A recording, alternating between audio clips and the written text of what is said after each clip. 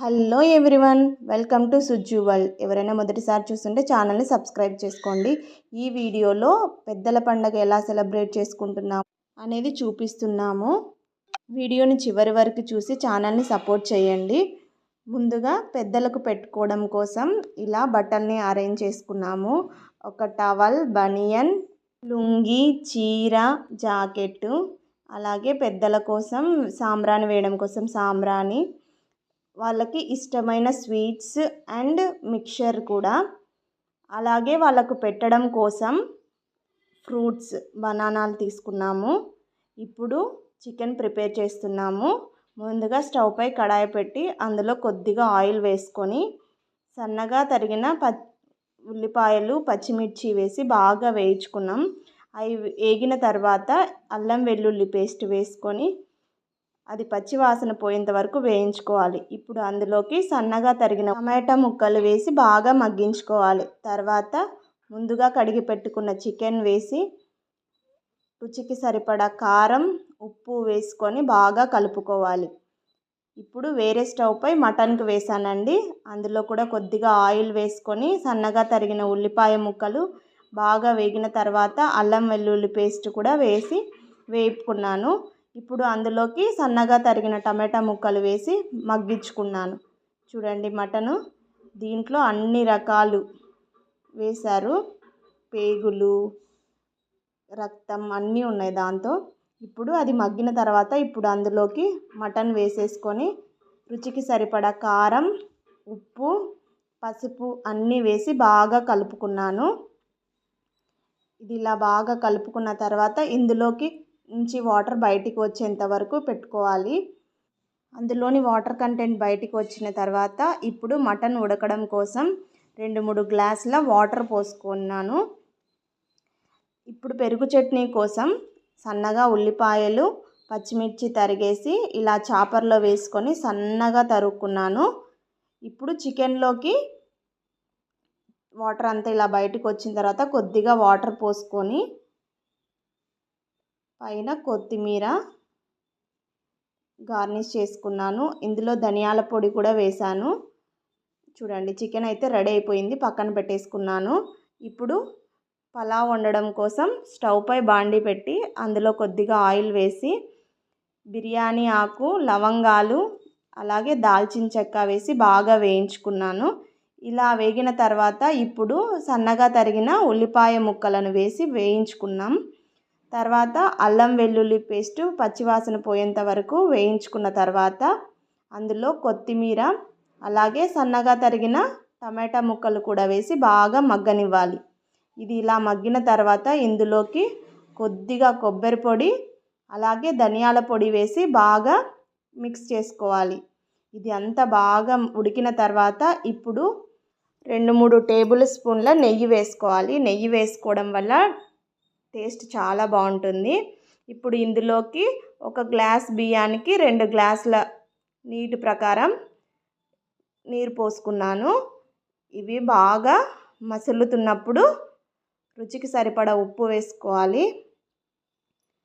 ఇవి బాగా మరిగేటప్పుడు ముందుగా కడిగి పెట్టుకున్న బియ్యాన్ని అందులో వేసుకొని ఉడకనివ్వాలి. చూడండి, మొత్తం వేసేసుకుంటున్నాను. ఇప్పుడు పూజకు కావాల్సినవి సిద్ధం చేసుకుంటున్నాను. అందుకోసం ఒక ప్లేట్లో బొరుగులు, పప్పులు, బెల్లం వేసుకొని 3 కలుపుకోవాలి. అలాగే పెద్దలకు ఇష్టమైన స్వీట్స్, కారాలు, బనానాలు, వాటితో పాటు ఒక బీడీ కట్ట, అగ్గిపెట్టె కూడా పెట్టాము. చూడండి, పలావ్ అయితే మగ్గిపోయింది. ఇప్పుడు పాయసం తయారు చేస్తున్నాను. అందుకోసం ముందే వైట్ రైస్ తయారు చేసుకున్నాను. ఆ వైట్ రైస్ వంచిన గంజితో కొద్దిగా అన్నం ఆ గంజిలో వేసేసుకొని మెత్తగా ఉడికించుకుంటున్నాను. ఇప్పుడు అది అలా ఉడుకుతున్నప్పుడు కొద్దిగా పాలు పోసేసుకొని తర్వాత ఆ పాలు, గోరువెచ్చని పాలు అలా వేసుకున్న తర్వాత ఇప్పుడు అందులో రుచికి సరిపడా బెల్లం వేసుకొని బాగా కలుపుకోవాలి. ఇది ఇలా ఉడుకుతున్నప్పుడే 4-5 యాలకులను దంచుకొని వేసుకున్నాను. అంతే, పాయసం రెడీ అయిపోయింది. ఇప్పుడు రొట్టెలు తయారు చేసుకుంటున్నాము. చూడండి, మేమైతే రొట్టెలను ఎప్పుడు ఇలా తడి బట్ట మీదనే కాలుస్తాము.